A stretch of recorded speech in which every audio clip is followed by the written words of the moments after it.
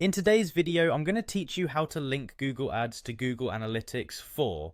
This process is straightforward, but it's important to follow each step carefully to ensure that your accounts are properly linked, allowing you to track and analyze your advertising data more efficiently.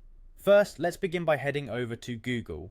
Once you're there, you'll want to click on the Sign In button, which is typically located at the top right corner of the page. Choose your Google account from the list provided or enter your login details if prompted.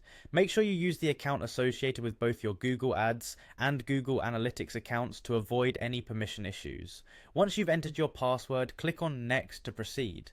Now that you're logged into your Google account, look for the Google Apps icon on the top right. This icon seems like a grid, and clicking it will show you a drop-down menu of various Google services. From this list, select Google Analytics. Once you are in Google Analytics, navigate to the admin section. You can find this in the lower left corner of the interface. Here you'll see multiple admin settings for your analytics property. Click on product links and then select Google Ads links. This is where you will be able to establish the connection between your analytics and ads accounts.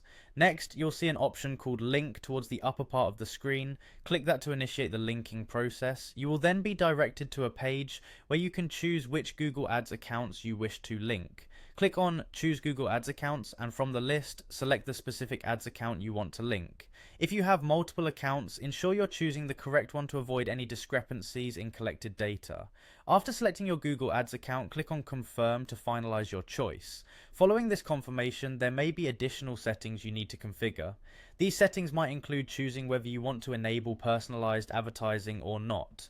Carefully go through these options to tailor the settings to your preferences or business requirements. Finally, it's time to review everything you've set up.